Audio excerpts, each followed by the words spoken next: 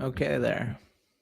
All right, we should be live. Oh, wow. Let me fix my mic real quick. That went a little too loud.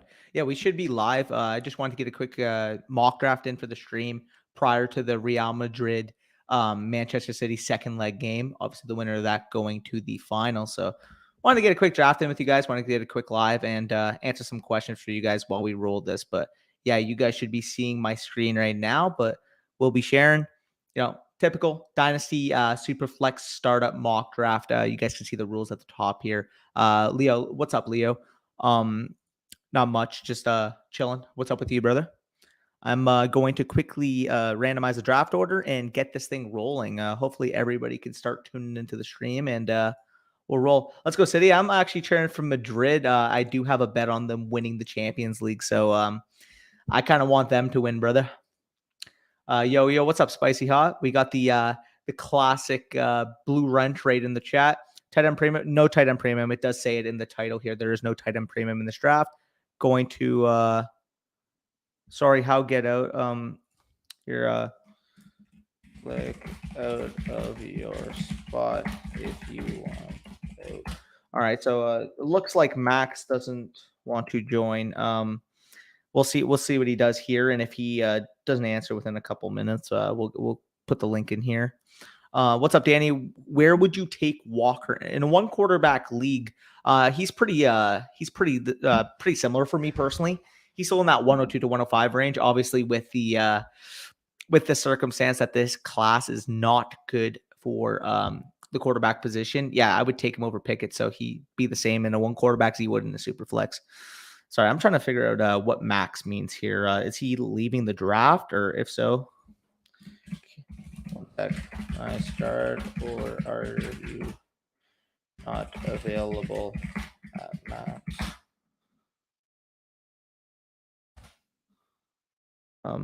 Yeah, okay. So he did leave. So I'm sure that'll fill with the Discord. If not, I'll just quickly post a chat in here as well, or post it in here as well, so you guys can join. And it looks like it just filled. So you guys are quick on the trigger there.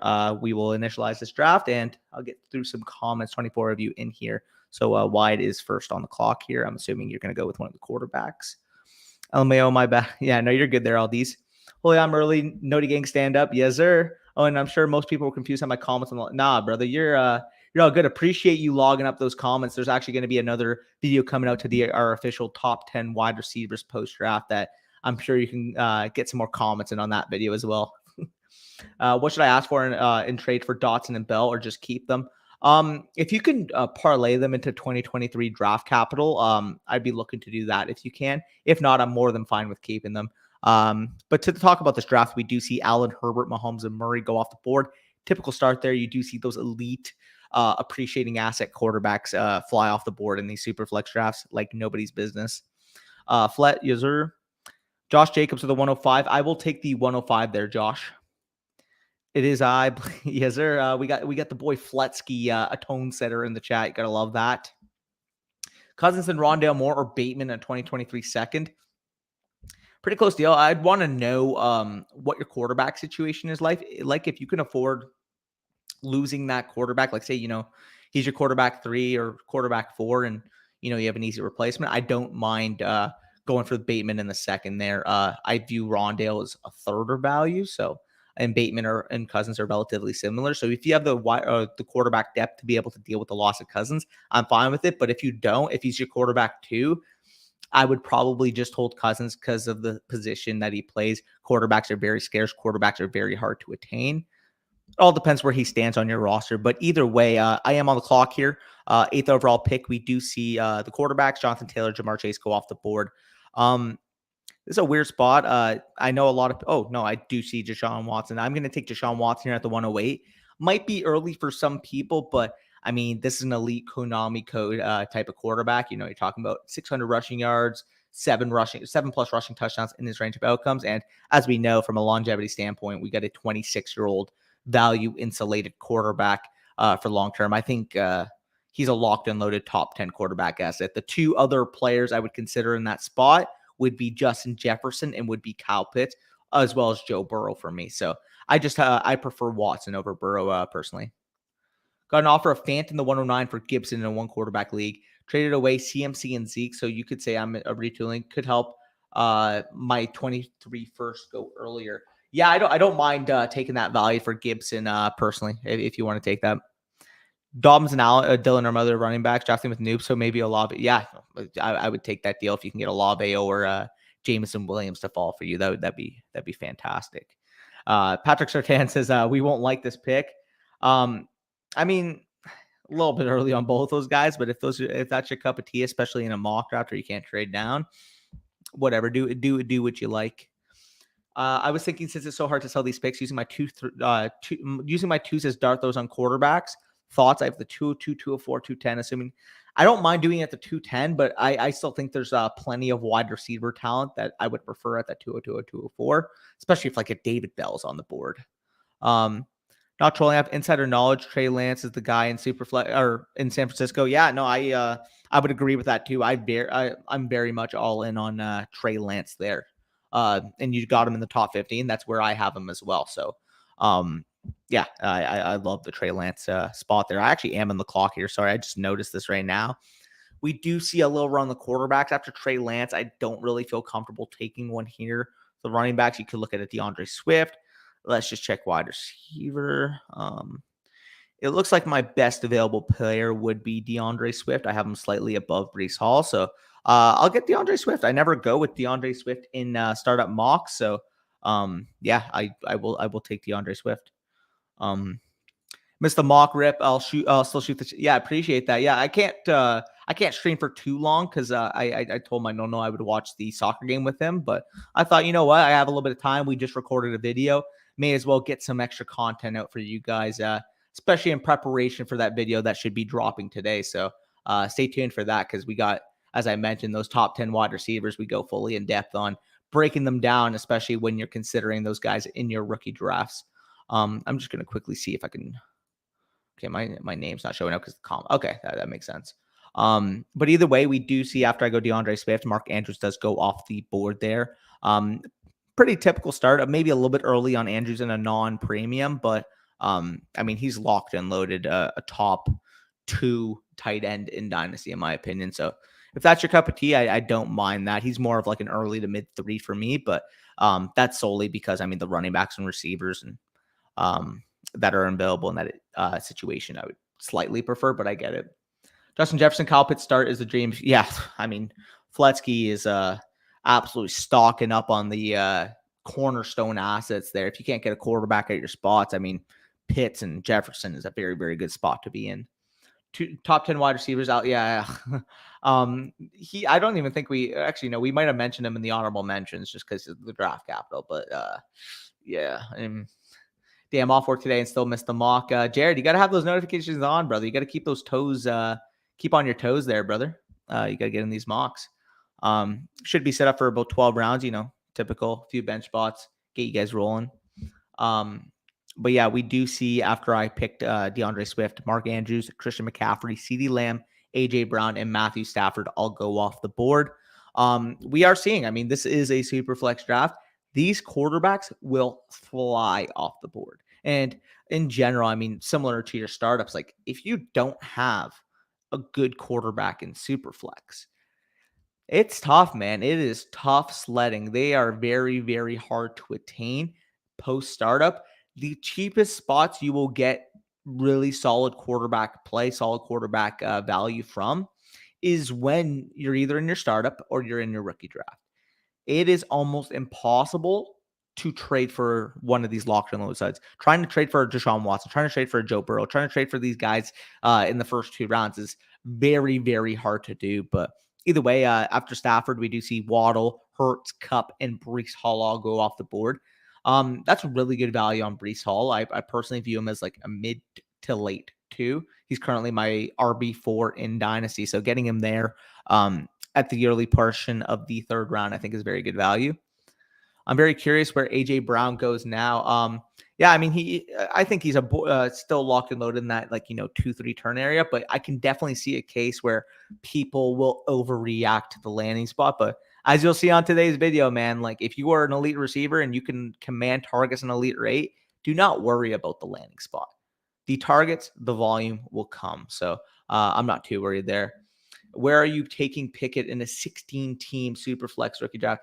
In a 16-teamer, I mean, like if you wanted to take him, in that 106, 107 range, I'm fine with it because there's more scarcity at that point. But I'm still not taking him over the elite receivers or the 2 elite running backs for me personally. But yeah, after Brees Hall, we do see Metcalf, Higgins, and Hill all go off the board.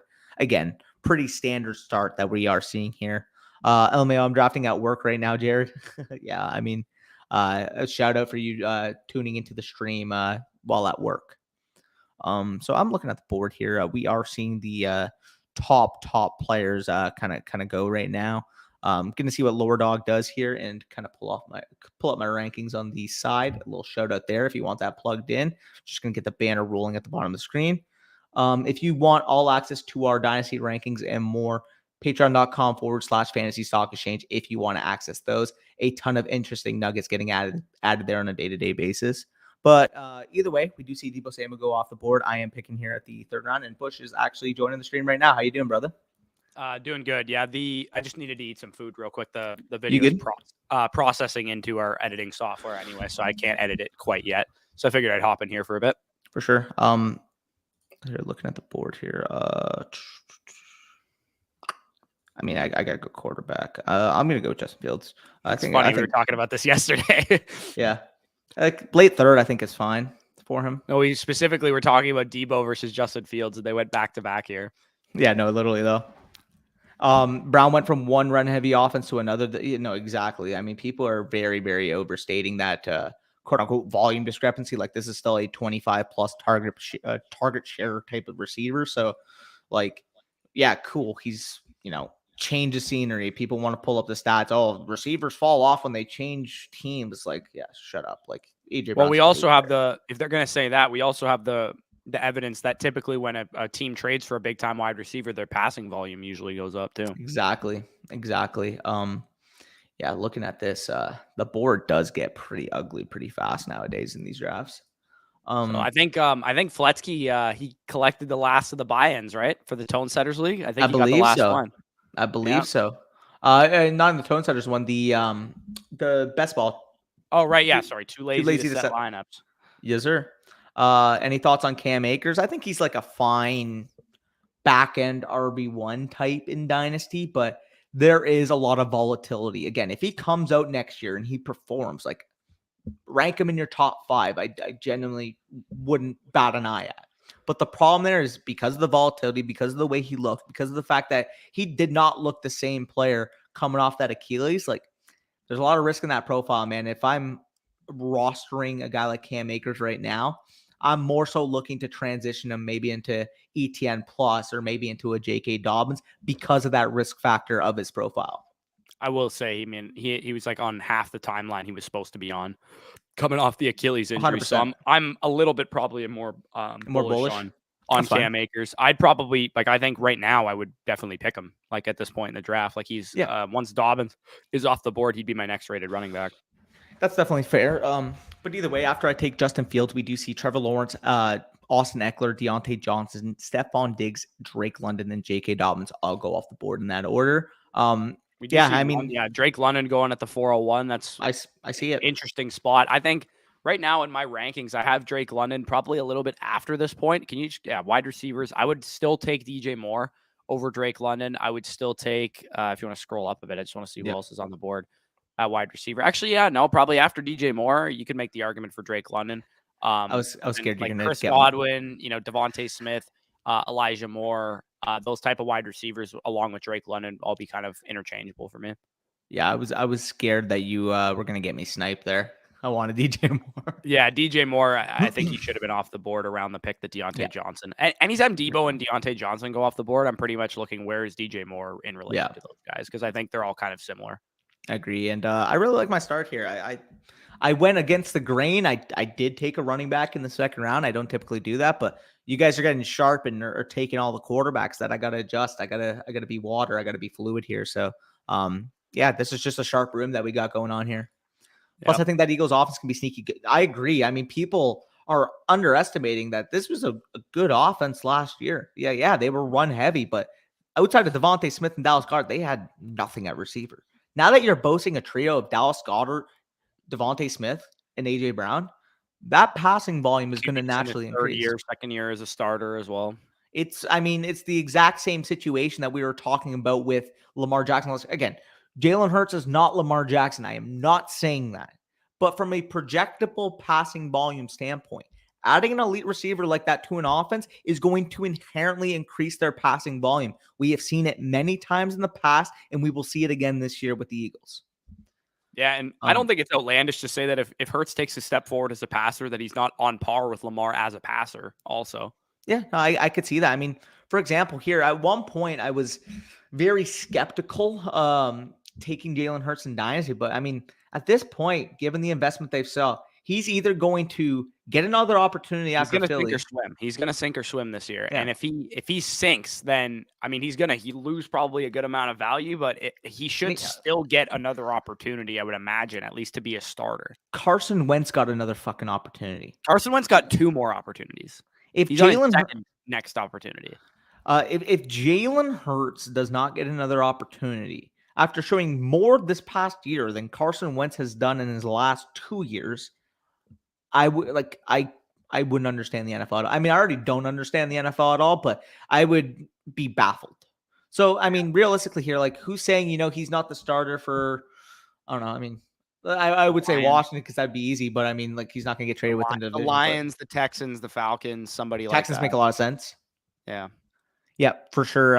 But either way, we are seeing a pretty typical draft here. After I took DJ Moore, we see a big run in receivers. By the way, the reason I'm not taking Justin Fields or Trevor Lawrence where you took them, and I don't think it's outlandish where you ended up getting them, is because I can get Zach Wilson at the 411. Oh, no, I agree there. I actually, they are all very similar to me. I think they're all like 3-4 turn type of picks. I have Wilson rated up above both of them, so I would rather have that's Wilson fair. straight up than them. And if I can get a round discount or even half a round discount, I'm probably going to take it on Zach Wilson. Just pass on. I have Justin Fields in our listener league, but I have no Trevor Lawrence. I have 0 exposure to him, and I only have 1 share of Justin Fields. Somebody mentioned it too. Jay Full said, "Can't wait to see me get the 11th or the 12th spot in the Tone Setters League, and all the quarterbacks are gone." Dude, I want the 1 spot so bad. I have no shares of Josh Allen. It makes me sad. I feel that. No, I have a share of Josh Allen, and it feels very nice having that guy. I have a Mahomes and a Herbert share, but I do not have Allen, Lamar Jackson, or Kyler Murray. Yeah, no, I feel you. Either way, here, I handled the comments for a second. I'm just checking something. Yeah. I agree, Brock. I think people are underestimating how good Akers can be from a volume perspective. And, similar to what we said with Joe Mixon, coming off of the season, like Akers is going to have a lot of scoring opportunities as the lead back for an offense that should, put up a lot of points with, Stafford and Kupp and Allen Robinson and all those guys moving the ball for them. Bush, hopefully I spelled it right. Yeah. Technically my name has a C in it after the S, but most people just, use Bush like the shrub. Bush already asked Danny, but would you take the 109 and Fant for Gibson? It's a 1 quarterback league, but some of these guys are noobs, and Olave or JMO could fall. I think that's appropriate value for Antonio Gibson. If I'm in a position to compete, I'm okay giving that up for Gibson. I think that's probably a pretty fair trade from both sides. Yep. No, I agree there. I think he said, I believe he said he was transitioning, I want to say. Yeah, if you're transitioning into a rebuild, I think that's a good return. He said that you could say I'm retooling. So, yeah. There's that. Yo, what's up, boys? I got Dave. So that's, I mean, what equivalent to the 16? That would be the 18th. That'd be like pick. the 207 pick.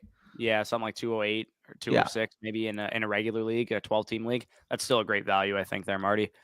This isn't Danny drafting running backs. No way. True. And that Eagles scheme doesn't ask anything crazy of Hurts. He will be more than fine running that offense. I do think a couple of people have talked about it already. I do think the smart thing to do for the Eagles would be to try like unleash him kind of this season, whereas last year they kind of played with like training wheels on him, just run the ball and do what you can kind of thing. And I'll quickly say one thing, guys. Like, why is Devontae Smith on the board? Like, maybe I'm overthinking. Oh, I guess it's 5th round. Okay, I thought it was 6th. I mean, okay, I'll just take Akers first, and there was a couple of guys there. Yeah. I don't know. If people are gonna overreact on Devontae Smith, take advantage of it. Like, genuinely, guys. Right, and like Akers too. if I can get Akers at that point in the draft, man, like it's worth it here. shit. Yeah. I'm really pumped if I can start my draft with, let's say, an elite quarterback and 2 elite wide receivers, and maybe an elite tight end or something like that, and get Dobbins and Akers in rounds 4 and 5 to round out my running back core. I can compete with that team, and I can still get later on James Conner types or whatever to maybe help supplement some of that early production. Sure. If I'm building a contender in my rookie draft, you can go first 3 picks, go flexible, and then take the young running backs in rounds 4 and 5. Corey, smash that offer right now. I love Dotson, but smash that offer, please. Yeah. Oh, yeah. Smash that offer. Yes. If you can get, Dotson, again, as much as I like Dotson, he's my 108. The 108 this year is, the 201, 202 next year. So if you can get any kind of random 2023 first, even if you project it to be mid to late, and the off chance that it becomes like 106, 107 next year, suddenly you're talking about, Cooks, who is a great, win now piece, or a guy that'll, hold and accumulate value for you in season if you want to flip him at a later point in time. A random 2023 first that could eventually become, maybe it's not the top guys, but, Jordan Addison, Sean Tucker, somebody like that in that 106 to 110 range of next year's class is way more valuable to me than Jahan Dotson, as much as I like him. For sure. But either way, yeah, I think they'll throw more, but it'll be no, for sure. I agree there. They're going to be more of a pass-centric, intermediate type of offense that will get the ball out of Jalen Hurts' hands quick. And I mean, AJ Brown's one of the best playmakers in the league in terms of being after the catch. And obviously with Devontae Smith, I mean, he separates like nobody's freaking business. Yeah, I'm still surprised they didn't add a running back of note. I'm really surprised that the Eagles went into the season. They're like, yeah, we're going to just roll with these guys. I really thought they were going to add at least Brian Robinson or somebody like that. I'm really surprised that they didn't add anybody. Yep. Trading is fun and frustrating. Guy in my league needs win now assets, and I offered him one, specifically an RB plus picks for a future pick and the 103. Says he loves it but couldn't do it. Yeah, that's the worst. When people are too hesitant or too scared to trade, those are not typically the types of leagues that I'm in. I like being in a league where I can exploit the league market, the micro market of my league.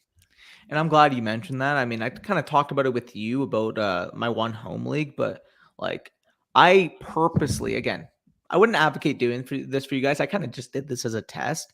I queued the player that I wanted to take, and I sent offers out because I wanted to trade out of the pick anyways.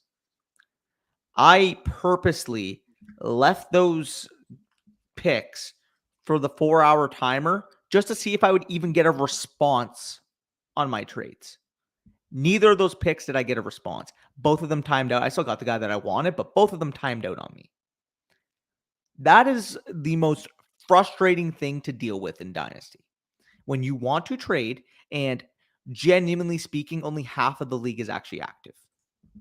Yeah. But either way, part of the reason that I don't, I'm sure some Dynasty content creators are in 30 leagues or 25 leagues. Part of the reason I like keeping my league amount to 5 to 6 or whatever Dynasty leagues is because I like being active in all of them. I like being able to, look when news breaks or whatever, I can go into all my leagues and send trade offers out. If you're in 30 leagues, it's just not possible in my opinion, which is why I think, if you're a serious Dynasty player, 5 to 7 leagues is probably good. If you're more of a casual player, 1 to 3 Dynasty leagues is probably good. I don't subscribe really to the idea that you should be in 15, 20 Dynasty leagues just to get shares of all the players that you want. Yep. I feel like I got great value on Kamara and Kelsey, even though they're old. I don't know. I personally wouldn't take them there. I don't know. What do you think? I guess if you like them, but I don't know. I would rather for example, versus Kamara, one of these receivers. Just give me ETN if you're gonna take a running back too. Yeah, ETN too. And then with Kelsey, I honestly I wouldn't touch Kelsey until round 8, round 9, and that's the only way I would even consider drafting him is if I'm super win now heavy, based on how the value felt to me. Yep, for sure. We do see. I mean, for example, Dallas Goddard's very close to Kelsey, and I think if you want to take Kelsey in the 7th round, I'm fine. It's just some of the for example, ETN. I can't take Kelsey over ETN. I can't take him over Olave. I can't take him over even Derek Carr. You can even yeah. I honestly can't do it over Jameson Williams. Agreed. Traded it. Yeah, no, amen there, Brock. Well, you got to. The one thing I will say about the startup too that I think is interesting when you talk about like rookie pick trade dynamics. You took Travis Kelce at the 6-1. Jamison Williams is going off the board as like the 106, 107. Are you going to get the 106 or the 107 for Travis Kelce in a trade? Absolutely not, right? Like you'd be lucky to get a first rounder this year, period. I think for Travis. For sure, Kelce. And that's why I always, again, like you guys will see my team right now. Like these aren't made to win now or to rebuild. This is just every single player I view as being a value at their spot. And that's the approach I like in startups. Like if you're not trading, if you're trading, get into the pockets where the value will meet the production. Like if you want to go win now, instead of taking, rounds Kamara, 3 to 7 is like the perfect area to go. Cause then you can load up on, Kamara types and, Barkley types, Mixon types, Godwin, Keenan Allen, Michael Thomas types. I will say like the reason why I was saying, like, for example, like Nick Chubb, 5'10", that's probably about where he's going to go in most leagues. However, if I can get, an 8th or 9th round pick and a future projected early second, and I can down tier to like James Conner, like what's the difference between James Conner and Nick Chubb in the next 2 years? Because that because like that is like, again, you might even prefer James Conner because the offensive. Nick Chubb's obviously a better running back, but that's pretty much 100%. So like the biggest misconception in Dynasty is equating that value to the production, because people are going to see, the production, the elite talent, and think, oh yeah, no, he deserves to go here. But the actual opportunity cost taking, Nick Chubb over Travis Etienne versus taking James Conner over, like AJ Dillon, like that's huge to me. Yeah. So, like again, like not to point you out or all, I didn't think that was just like a specific name. I do think Nick Chubb is in a sneaky area to potentially do what Joe Mixon did last year, where he could have like a career high spike touchdown number because it could be the best offense he's ever played in. But again, we don't know what's going to happen with Watson either, suspension wise. Evergreen actually said 109 Sanders and the 210 for and a future second for 103 and a 2024 first. I wouldn't have accepted that either if I was the other guy. But if I was a win now team, I don't think that's like a terrible package. Because you're looking for that 2024 first. And if you're a win now team, you might not value that pick all that much, but I probably wouldn't have accepted that pick either. That trade either. He'll even Goddard. Yeah, no, exactly. But there, Brock. I'll quickly make my pick and then I'll address it. Looking here, ARSB is a very fine pick here.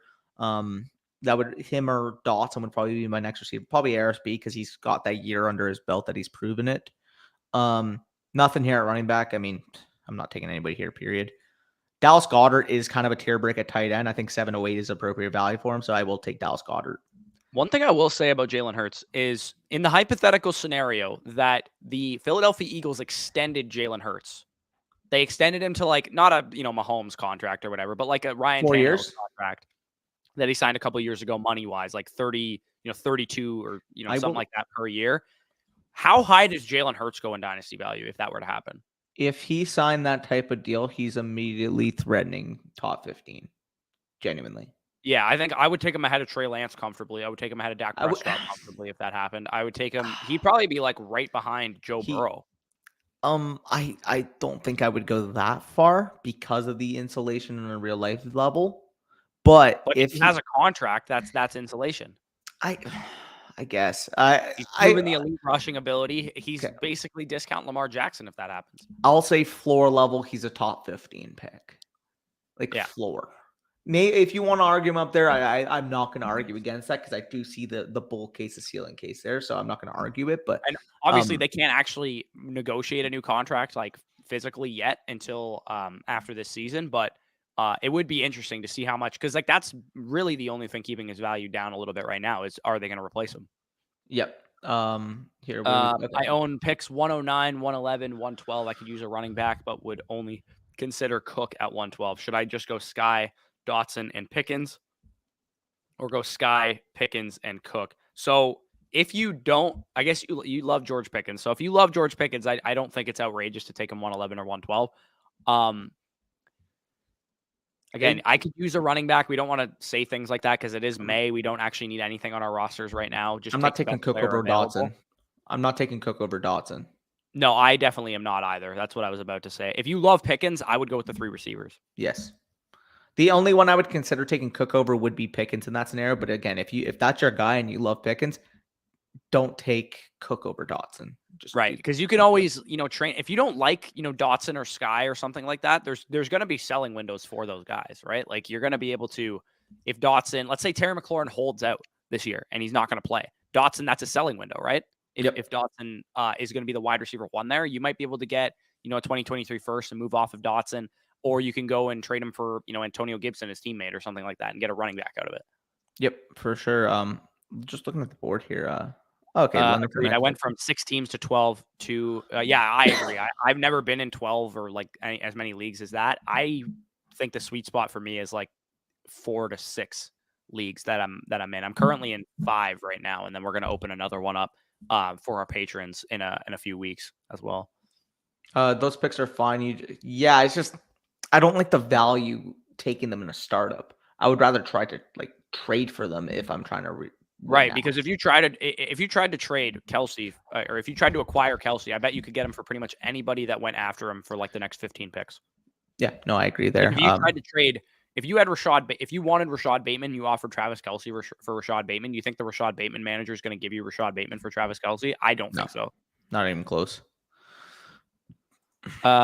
We got to stop talking about how good AJ Brown is going to be. Going to have to start day drinking again. Payne, yeah. You got Brown. You got rookie deal Brown on your team now. You're all good. Hopefully, yeah. Let's hope so. 108 and 109 or Diggs in a 1 quarterback league. If I'm a contending team, I'm okay taking Diggs over those 2, wide receivers. But if I'm rebuilding, I'll take the picks. Okay, yeah. No, I agree with that. Sorry. Just got to offer a mid to late 2023 first for Winston. I mean, are you contending? That value is almost too good for me to pass up. Yeah, I'm probably taking. I like Jameis. I think Jameis has a chance to hold down this starting job, but man, a mid to late 2023 first could net you a much better quarterback with more insulated value than Jameis in a year from now. Especially if you're not contending, I would say this is a pretty easy smash for me. I agree with that. That had me thinking, because I'm thinking like, what if that's the 112 versus the 201? But no, I get it. Yeah, of course, that's a risk for sure, but.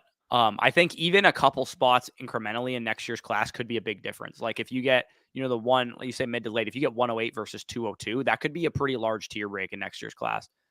Because the wide receiver class next year isn't nearly as deep as this one, but it is really top heavy. And then of course the running back class is also really top heavy. Quarterback class is really top heavy. So if that 108 spot nets you one of those elite quarterback, wide receiver, or running backs because they slid, then that could be a huge difference between a middling, wide receiver 2 prospect or something like that. By the way, I don't usually take Kenny Pickett in these mocks. And again, like straight up, I would prefer probably Cousins or Tannehill. But given the nature of my young team, Pickett at the 805, I'm more than fine taking there. I would also probably rather have Kenny. I don't want to say I'd rather have him than Tua, but it's pretty close, to be honest. They're pretty relative, yeah. Haven't seen anyone talk about Goddard with AJB now there. Yeah, I mean, people are, I don't know, they're sleeping on it. I mean, Dallas Goddard is still a stud tight end. Like, I'm in a league with 3. Dude, it's fucking annoying playing in a league like that, genuinely. Like, it is frustrating. You want to just, you can't get mad at anybody for not wanting to deal, but it's like, what the fuck are you playing Dynasty for if you're just going to not check the app for months? Well, yeah, they play Dynasty in the way that like an NFL GM would draft a player. I drafted this guy in the first round. Let's give him 2 to 3 years to see how he pans out. It's like, fuck, I'll draft, like, I might draft, in a league, I draft fucking, Jahan Dotson at 111. But if suddenly the market overreaction becomes that he's like a top 15 Dynasty wide receiver, if Terry McLaurin gets traded, I would be fine trading him as much as I love Jahan Dotson. Yep.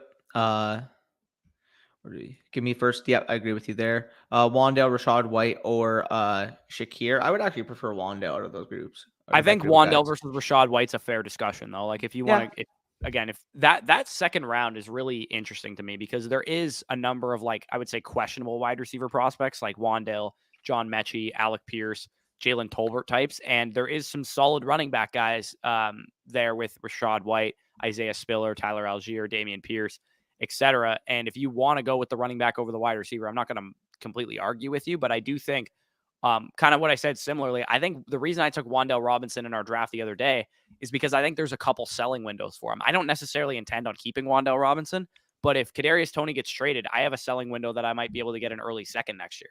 Yep. I think Goddard will still be. Yeah, no, I agree with you there, Brock. Thanks, Leo. No problem. Goddard, yeah, no. You guys are talking with each other. Lack running back depth, but just got offered. I don't care what your running back depth is. If you're getting Devontae Smith in the 105 for the 102, you're taking Devontae Smith in the 105. Yeah, I really. If that pick is Walker, I don't really care because I don't even view Walker as the 102 to begin with. But still, like that's a smash deal. Devontae Smith should not be used in a trade up for 3 picks. Like for the value of Devontae Smith would be enough to get me. If I had the 102, how far down are you willing to go if Devontae Smith is attached to a pick? I'd go into the second round. I was just going to say that. 202.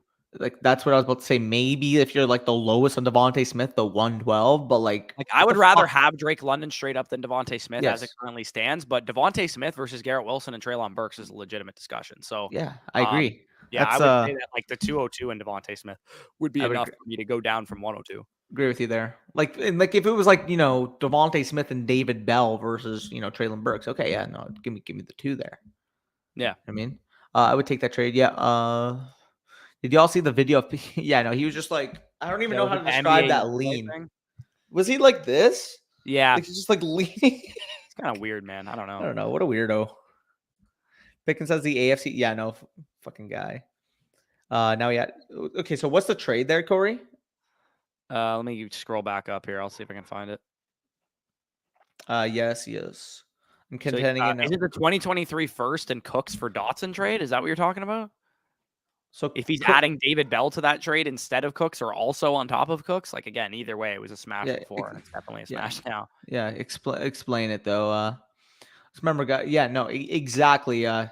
Here, I'm gonna star this or pin it or something because people need to. It's something that people forget all the time, man. I'm sure there's many people that took whatever position they needed last year over potentially better prospects, and they're regretting it, right? Like people probably they're like, oh, I need a running back, so I'm going to take Travis Etienne over Jamar Chase last year, and like you would have looked pretty stupid for that. I pinned it, by the way. Remember that when you guys are in drafts, exactly, Brock. Always take best player available. In this class, it's not that we hate running backs altogether. It's that in this class, they're not that good. So BPA is most likely a wide receiver at most draft slots. Yep. Next year, when we say, take best player available, it's probably going to be a lot more even split between running backs, wide receivers, and quarterbacks. Also, so I'm back on the clock here, and honestly, like the fact that you guys are making me do this kind of makes me kind of like sick because I didn't expect it. But like, I think this is about the appropriate point for like a Gabe Davis. Like, I didn't. I mean, like 9th round. I mean, I wasn't the highest on him at all. I'm still not the highest on him, but he's looking at a young wide receiver who has opportunity. So, getting him here. Devontae Smith too. Yeah, according to Kyle Yates. Oh God. Don't get me started there. But I mean, like either way, when you're looking at rookie pick value of the players that you're deciding between, I think Gabe Davis would probably fetch the highest rookie pick out of these guys. Like Hunter Renfrow, what would you be happy to get for Hunter Renfrow? Like 111, 112, early 2 at best. Like I think you could get 108, 109 for Gabriel Davis right now. Probably, yeah. Which I would say is probably higher than anybody on this board right now at wide receiver. For sure. Here we go. Okay, okay. Great to catch you guys. Again, you're terrific. How high is too high? I appreciate that, by the way. For Brady in a startup, take him before Tua and Kirk. No. Thanks. I would probably take both of those guys before Brady. Yes. With Tom Brady, the 9th, 10th round is where I'm probably comfortable taking him because I am only willing to project 1 season out of Tom Brady. I don't think he's going to be around for 2 to 3 more years. Would I love that as a Bucs fan? Of course, but like I'm only comfortable projecting him for 1 year. So if you draft Tom Brady, you better be able to compete this year because that's pretty much the only time I'm going to be willing to spend a draft pick on him. Yep. How's my team looking? Let me just take a look at your team. So Allen Hurts, I really like that pairing there. Cup as your Kittle in round 5 is also criminal. Yeah. I wouldn't have taken both Dillon and Jones there personally. Yeah. I probably would have rather gone with wide receiver at the Jones pick and then gone with Dillon or something like that. Yeah, I'm going to keep it went like Marquise Brown or something instead of Aaron Jones. I probably would have liked that a little bit better, but I think you got pretty good. Those win now pieces, the receivers. I do love both of those guys. If you're going for a championship and you need to fill out your flex spots in your wide receiver core, I think Mike Williams and Brandon Cooks are 2 awesome guys to go target in trades, in startups, whatever the case is. I'm going to keep it a buck with you right here, though.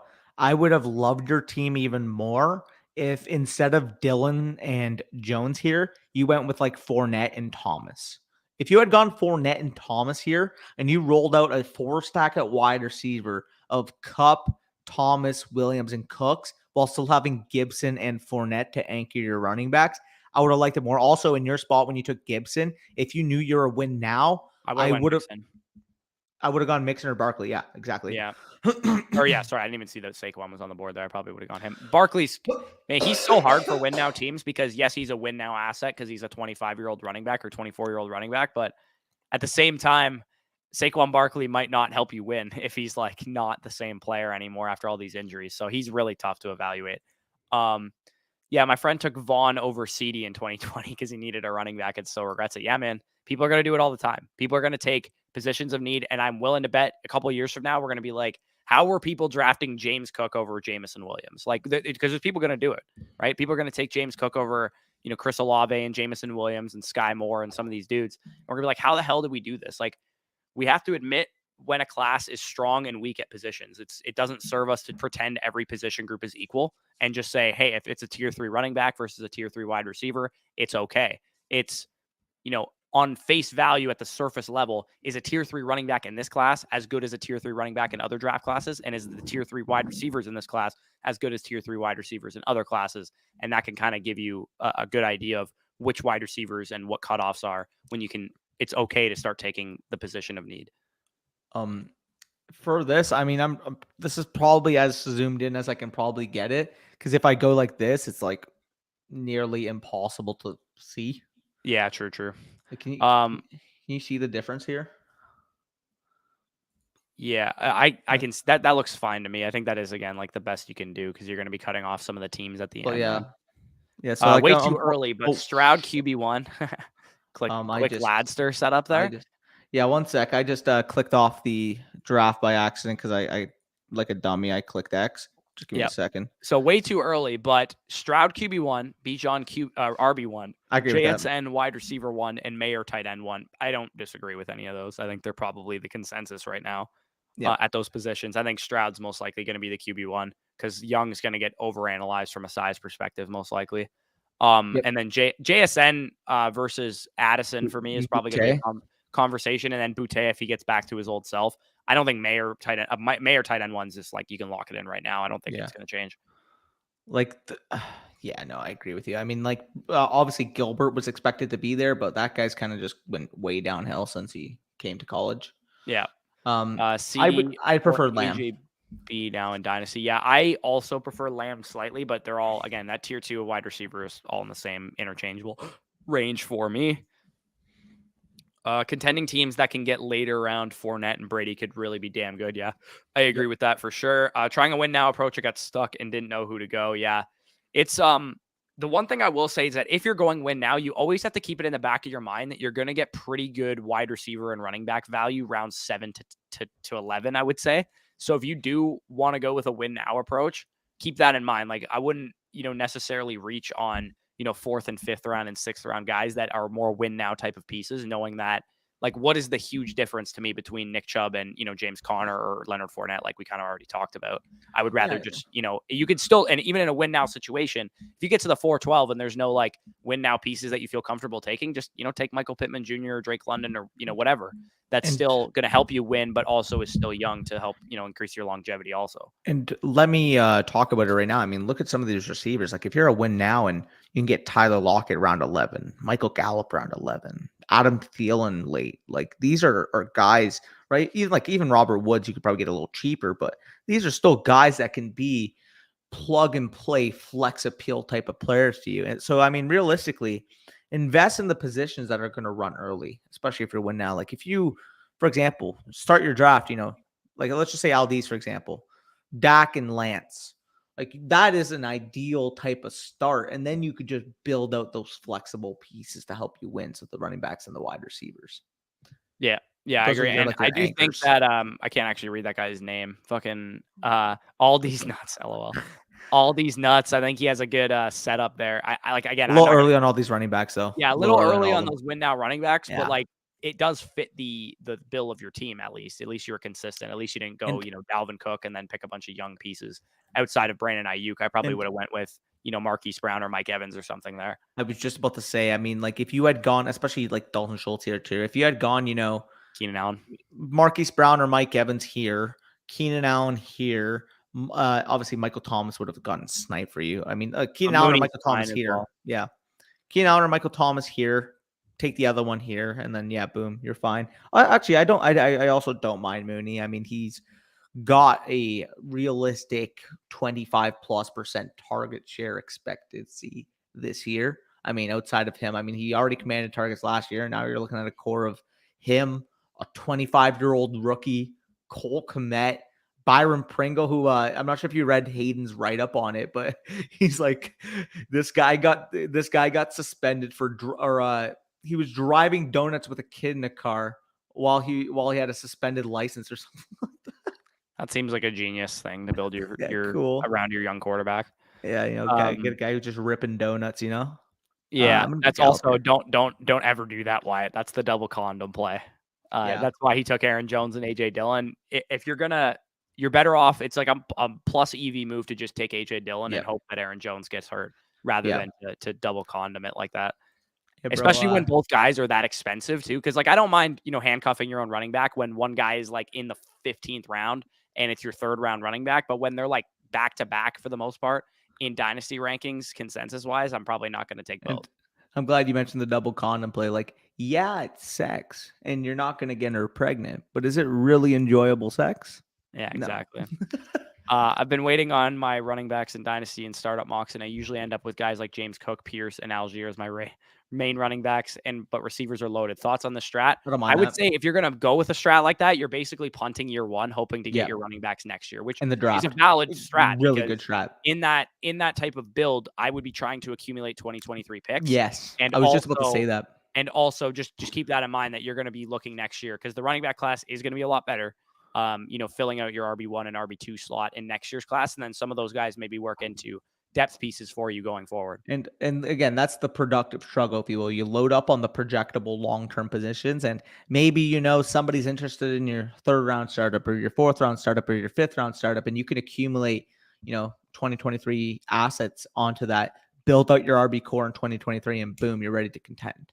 So, I mean, like the way I would approach that is I want to make sure that in that case, my first 2 picks are on elite quarterback assets. So, for example, I think that's a really good strategy if you're picking at the 111, the 112, the 110 area. Like, for example, if you started like all these and you got Prescott and Lance and you wanted to exact that type of strategy and build out your running backs with young guys next year, I think that would work tremendously. Yeah, and you could go with, Drake London, Garrett Wilson at the turn in the 3-4, or you go with, Deontay Johnson, Drake London or whatever, and then that way you got some young wide receivers to build around in the future, and then, you swing back around later, grab a young tight end or something like that, and you're cooking with gas. Why Big Jordan says draft Golden Corral, Matt Corral.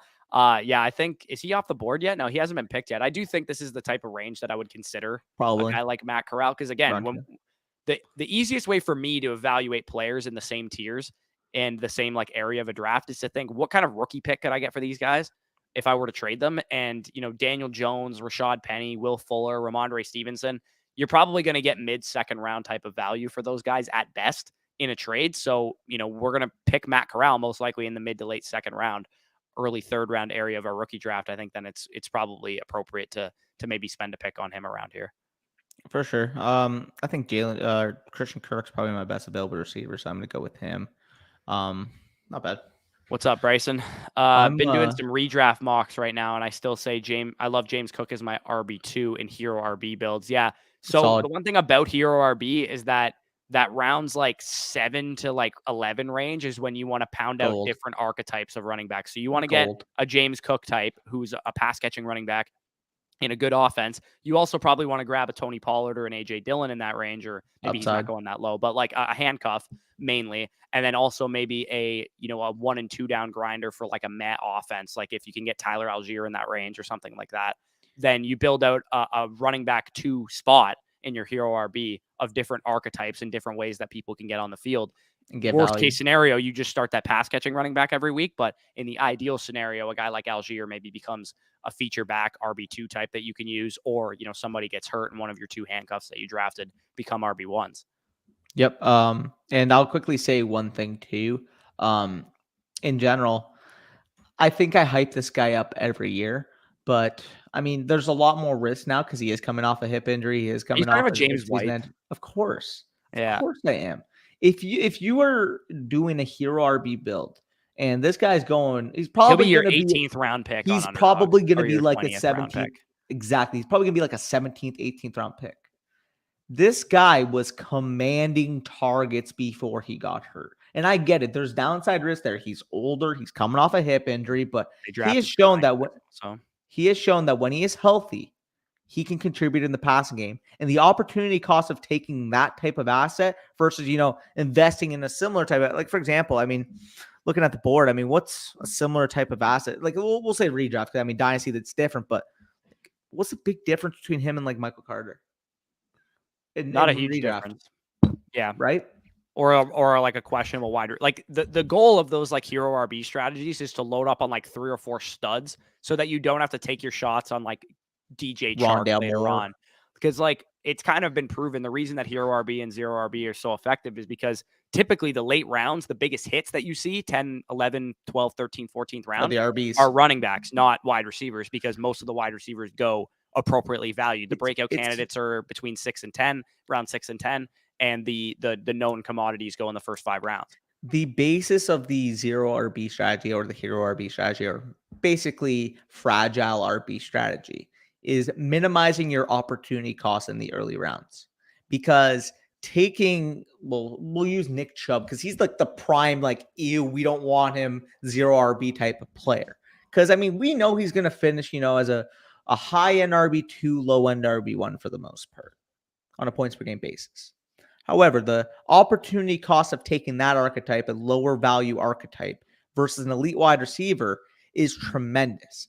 We saw this year guys like Elijah Mitchell, Leonard Fournette, James Conner, later selected guys can give you Nick Chubb or more production. So even why would guys that you'll get off the waivers like Cordero Patterson, Devontae Booker for a couple games, like Chuba Hubbard for a couple games, like you piece together your RB2 spot, which is why I like hero RB as opposed to like straight zero RB more, because typically you'll get good value on one running back, but not on multiple. So then I'm pounding out, the different archetypes of running backs rounds, 10 to 15 or whatever. And that's the reason people take guys like Nick Chubb is because they don't want the headache, right? They want to throw this guy in their lineup each and every week. They don't have to think about it. But if you're, a diehard fantasy player and you're really connected and really tuned in, then the headache isn't that big of a headache for you, right? Exactly. You're okay working the waiver wire every single week to find your RB2 that week. Also, I gotta go with my nono right now. I'll let you hang out or I'll bang out the last couple questions and then Appreciate I'll close this thing out here. Either way, I just want to quickly say I appreciate you guys for sticking live with me. The first 40 minutes prior to Corey's stand and the last 12 minutes when Corey has been in here as well. I got in here at like 15 minutes. Or fuck, I don't know, bro. The draft just went in my head. 15, 20 minutes, whatever. You're with me. Yeah, I got in here like round 4, dude. You picked you picked DJ Moore right before, or Justin Fields right when I got in here. Yes. So. Okay. Yeah. Okay. No, you're right. Yeah. Either way, however long it is, if you guys enjoyed the stream so far, Corey's gonna wrap you guys up. I'm gonna go watch some Madrid versus City. So, peace out, y'all. Yeah. All right. So James Cook is getting heavily overdrafted at the moment in all of my leagues. He's been an average of 104, 105. Yeah, I mean, dude, you just take the value that falls to you at that point in time. You let your league mates overvalue the running back. Yeah, I agree, Brock. 106 plus 109 or 108 plus 10 or 207 plus Gabriel Davis in a 10-team, 1-quarterback PPR.